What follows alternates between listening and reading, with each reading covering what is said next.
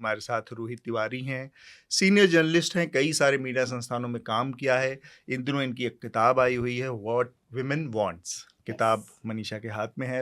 Understanding the female voter in modern India. महिला voter का एक जो नया ब्लॉक बनने की बात हो रही है, और ये किताब ऐसे समय पे आई है।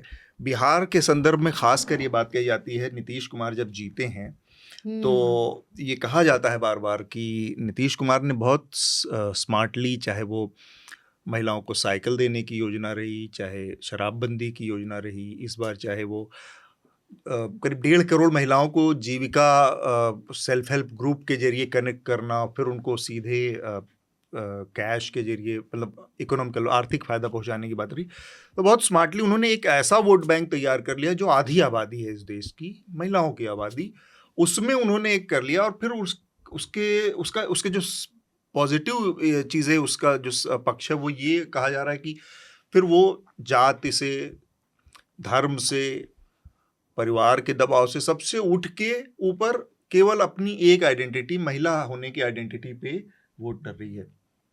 What women wants. मेरा पहला सवाल यही है कि ये किताब जो इस समय आई है, इसका कोई राजनीतिक इससे लेना देना इस माहौल से है जो इस समय बहस चल रही है? नहीं, देखिए, सोच विचार के? ये एक ऐसा मुद्दा है जिसकी इतनी चर्चा होती है 2014 से, तो ये एक नेशनल, राष्ट्र लेवल पे इसकी चर्चा होती है कि वुमेन वोटर है। लेकिन कहीं ना कहीं हम पूरी तरह से इस मुद्दे को समझते नहीं हैं। हम एकदम सरफेस लेवल देखते हैं कि उनको चाहिए कुछ फ्री दे दो, उनको चाहिए कुछ कैश दे दो। कोई समझता नहीं है कि क्यों जो वुमेन वोटर है, जो महिला मतदाता है, वो क्यों अपने आप से जाके वोट दे रही है, और उनकी उसकी क्या, किस तरह की एक्सपेक्टेशन है सरकार से, पॉलिसी मेकर से। तो इसलिए मुझे लगा कि एक ज़रूरी है कि इस पे थोड़ी डिटेल्ड रिसर्च की जाए, एक किताब लिखी जाए जिसमें फील्ड वर्क भी हो, डेटा भी हो, और कुछ एक्सपर्ट्स के भी जो व्यूज़ हो वो हो। ये आज के टाइम पे टॉपिकल है। जैसे आपने कहा, बिहार में ही इतनी बड़ी चर्चा हो गई है महिला मतदाता पे।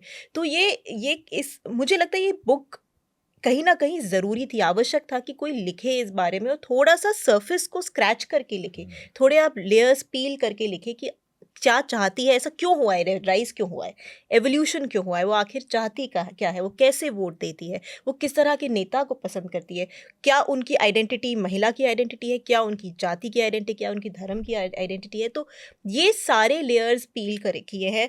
टाइमिंग इसकी, देखिए, मैं बोलूँगी फॉर्चुनेट रही है क्योंकि ये प्रोसेस किसी के कंट्रोल में नहीं होता है। आप इसमें बुक लिखते हैं, उसमें इतना टाइम जाते हैं, आपके एडिटर बोलते हैं आपने बकवास लिखा है, आप दोबारा पूरा लिखिए, फिर पूरा पब्लिशिंग का प्रोसेस होता है। टाइमिंग इसकी, मैं कहूँगी, लक सेरेंडिपिटी है, लकी है। मेरा एक्चुअली 2 सवाल हैं। पहला ये कि रूही, क्योंकि एज अ जर्नलिस्ट मुझे लगता है महिला वोटर की बात मेरे जहन में सबसे ज़्यादा मीडिया में तब होने लगी 2019 के बाद, क्योंकि एक फिनोमिनल विक्ट्री होती है बीजेपी की, और उस टाइम हम पहली बार ये स्ट्रेस आता है कि भाई स्कीम्स, कि ये स्कीम्स नरेंद्र मोदी की कितनी इंपॉर्टेंट है। और अगर हम स्कीम्स को डायसेक्ट करने लगे तो सीधा कनेक्शन आता है महिलाओं का, जो घर का सारा संभालती हैं, घर का खर्चा, घर में बच्चे क्या कर रहे हैं, खाना कैसे बन रहा है, तो स्कीम्स से डायरेक्टली महिलाएं इम्पैक्ट होती हैं। तो मैं ये जानना चाह रही थी कि क्या मोदी के आने से महिला वोटर के बारे में ज़्यादा बातें होने लगी हैं? क्योंकि हमारी कंट्री में इंदिरा गांधी भी रही हैं, एक फीमेल प्राइम मिनिस्टर रही हैं, तो एक हिस्टोरिकल पर्सपेक्टिव कंपैरिजन, क्योंकि ये भी हम जानते हैं कि जब कोई महिला लीडर होती है, जैसे ममता बनर्जी की रैलीज़ में जब मैं वेस्ट बंगाल जाती हूँ, और जो भी आप कहिए, लेकिन विमेन दिखती हैं वहाँ पे ज़्यादा, कहीं भी और जगह से ज़्यादा। रैलीज़ में आपको विमेन की स्पेस बिल्कुल फ्रंट सेंटर नज़र आती है, विमेन एम्पावर्ड लगती हैं, बातें करती हैं, क्योंकि एक विमेन चीफ मिनिस्टर है। तो उसी तरह हिस्टोरिकली विमेन वोटर्स की इंपॉर्टेंस इंडिया में, अगर आप इंदिरा गांधी के टाइम से कंपेयर करें to now, and would it be too simplistic to say कि मोदी की वजह से ही हम विमेन वोटर अब फ्रंट एंड सेंटर आ गई हैं, पहले नहीं थी राजनीति में? देखिए, आई थिंक मनीषा, इसमें 2 चीज़ें हैं। एक तो स्टेट लेवल पे कई ऐसे नेता मोदी से बहुत पहले से रह चुके हैं, चाहे आप एनटीआर, एमजीआर, जयललिता, साउथ के नेता देखें। लेकिन टू सिंप्लीफाई इट, हम नेशनल लेवल की, अगर हम उत्तर प्रदेश में, हाँ, हम नेशनल लेवल की अगर बात करें, इंदिरा गांधी का वक्त ना थोड़ा अलग था, समय अलग था। उस टाइम विमेन को डायरेक्टली एज विमेन नहीं टारगेट किया जाता था, बिकॉज इतनी अदर प्रायोरिटीज थी। अब देखिए, गरीबी इतनी थी, गरीबी हटाओ, इतना बड़ा एक उनका स्लोगन था। इतनी ज़्यादा वो एंग्री यंग मैन का कॉन्सेप्ट इतना ज़्यादा था क्योंकि इतनी बेरोज़गारी थी। तो उनका जो ध्यान था वो ग्रुप ऐसे ग्रुप्स पे था कि गरीबों पे था या अनएम्प्लॉयड यूथ पे था, विमेन पे नहीं था।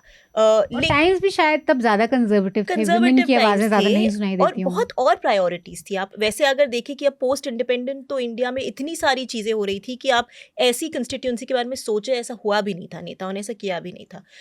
कहीं ना कहीं 1984 में इंदिरा गांधी के असैसिनेशन के बाद जो चुनाव हुआ उसमें कुछ बदला। अगर आप डेटा भी देखेंगे उसमें जो जेंडर गैप है वो अचानक मान लीजिए 10 परसेंटेज पॉइंट से 2.6 परसेंटेज पॉइंट पे आया। तो that was an aberration that election.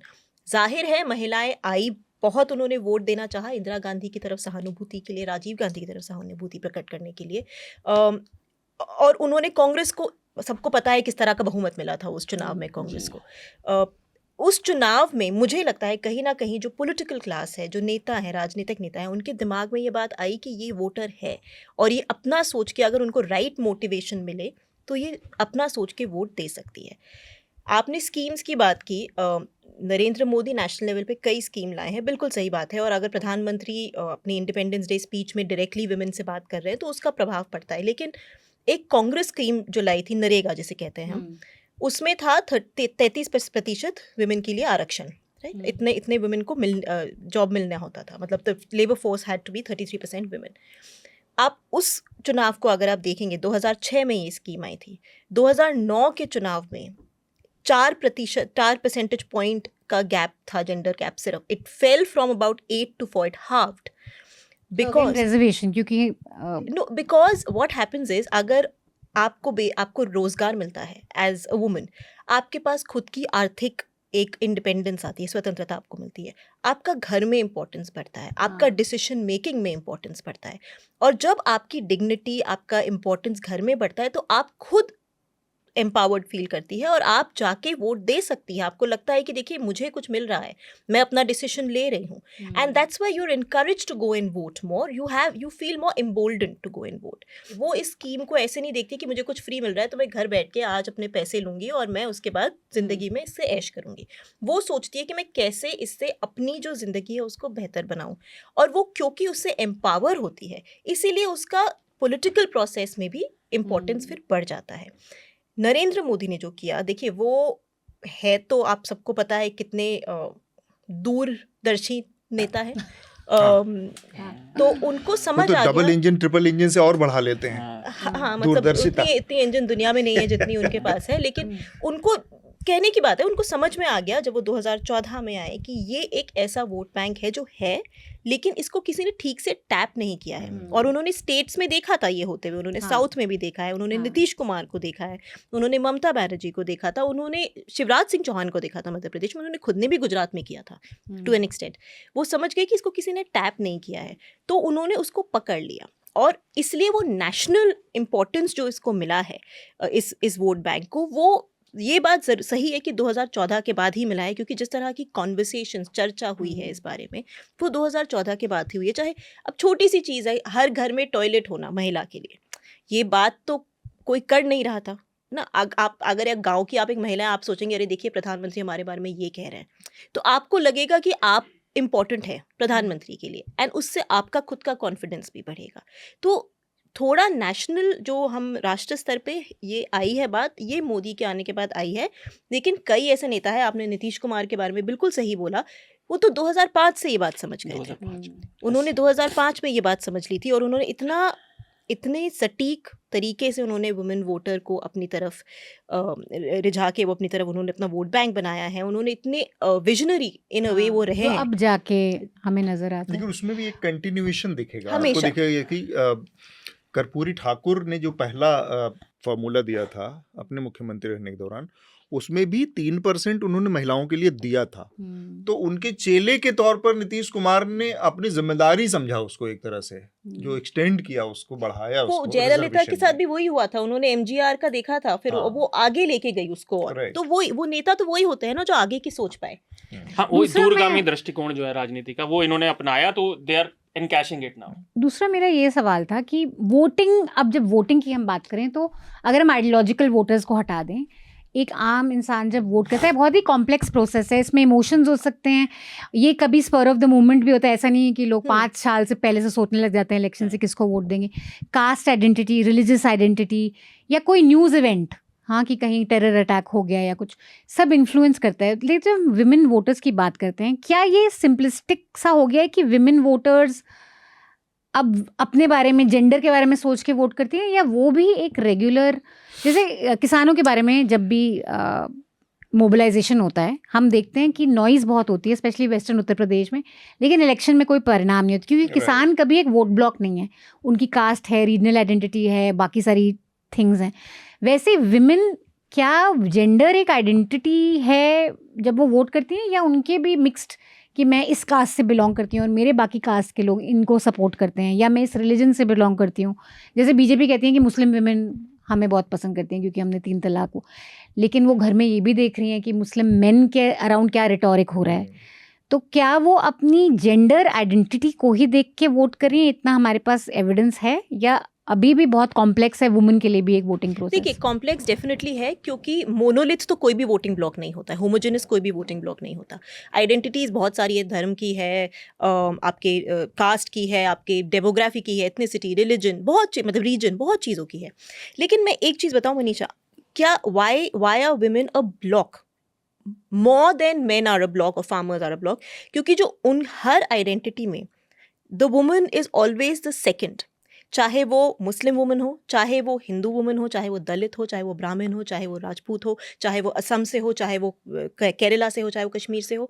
As women they have been so disempowered, society has been such कि वो हमेशा, उनकी जो आइडेंटिटी रही है वो जेंडर वाली हमेशा सेकेंड रही है, और इसीलिए वो जेंडर आइडेंटिटी उनको थोड़ा सा बाइंड करती है, क्योंकि हर महिला अपने कम्युनिटी में आदमी से तो सेकंड ही है ना, चाहे कितने भी आप ऊंचे उसमें हो तो भी आप आदमी से सेकंड ही है। तो वो एक बहुत इंपॉर्टेंट बाइंडिंग फैक्टर है, विच इज़ वाई आप देखिए नीतीश कुमार ने कैसे क्रॉस कटिंग कंस्टिट्यूएंसी बनाई है, उन्होंने विमेन को कास्ट न्यूट्रल लार्जली कैसे किया है बिहार में।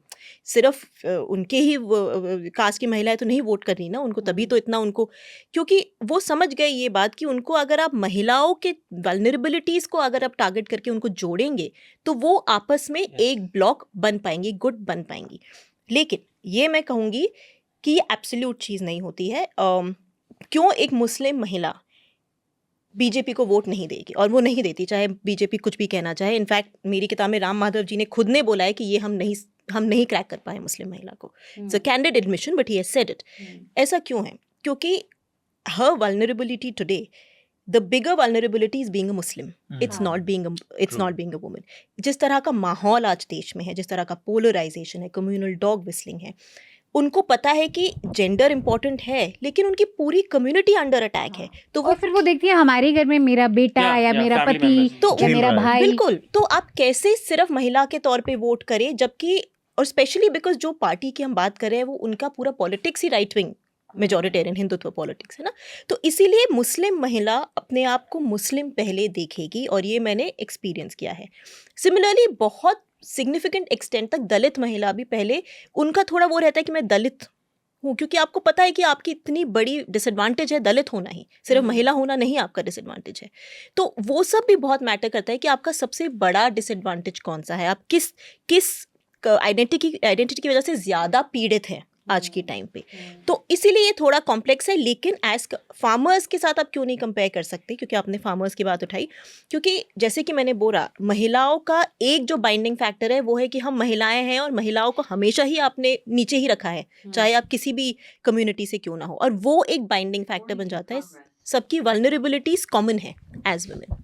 एक कहावत है ना कि एक आइडिया का टाइम होता है, जब वो आ जाता है तो फिर उसको कोई रोक नहीं सकता, है ना। तो अगर हम इंडिया के आफ्टर इंडिपेंडेंस उसके प्रोग्रेशन को, नेचुरल प्रोग्रेशन को देखें, तो सब कुछ मिला के ये जो टाइम है, ये यहाँ पर हमें बताता है कि ये महिला एम्पावरमेंट या महिला पॉलिटिक्स का कंसोलिडेशन होना ही था। 90s के पहले का दौर अगर देखें तो उसमें कॉन्स्टिट्यूशन से मिले कुछ राइट्स, और उस सब के दलित एम्पावरमेंट एक लेवल तक हुआ। 90s पूरा सोशल जस्टिस के नाम रहा, जिसमें लालू यादव, मुलायम यादव, पासवान से लेके मायावती से लेके इन तमाम जो हाशिए वाली कास्ट थी, उनका टाइम था। और उसके तो उस पिछले 20 से 30 सालों में वहाँ पर एक बड़ा मिडिल क्लास बना और वो सब हुआ। इन 2-3 चरणों के बाद अब हम उस जगह पर थे जहाँ पर हर तबके की महिलाएं उस स्थिति में थी कि वो सोच सकती थी वहाँ पर कि वो और तमाम बहुत सारी छोटी-छोटी वल्नरेबिलिटी से ऊपर उठ के अपने फ़ायदे के लिए सोच के उसके हिसाब से वोट कर सकती थी। तो ये एकदम नेचुरल टाइम था इस पूरी पॉलिटिक्स को कि एक ब्लॉक के तौर पर कंसोलिडेट होने का, इससे पूर्व के किसी टाइम के मुकाबले। तो ये बुक है रूही तिवारी की, ज़रूर पढ़िएगा। पॉलिटिक्स के बारे में सिर्फ टीवी में डिबेट्स ना सुने, व्हाट्सएप फॉरवर्ड्स ना पढ़ें, बुक्स भी पढ़ें सो दैट आपका इंटरेस्ट हो उसमें और आपको एक्चुअली एक लॉन्ग टर्म कॉन्टेक्स्ट मिले। आपको उन मीडिया संस्थानों को समर्थन देना होगा जो सरकारी विज्ञापनों पर निर्भर नहीं है। न्यूज लॉन्ड्री ऐसा ही मीडिया प्लेटफॉर्म है। हम किसी से विज्ञापन नहीं लेते। न्यूज लॉन्ड्री को सब्सक्राइब करने के लिए newslaundry.com/subscription पर जाएं और अपने मन मुताबिक राशि चुनें। न्यूज लॉन्ड्री को सब्सक्राइब करें और गर्व से कहें, मेरे खर्च पर आजाद हैं खबरें।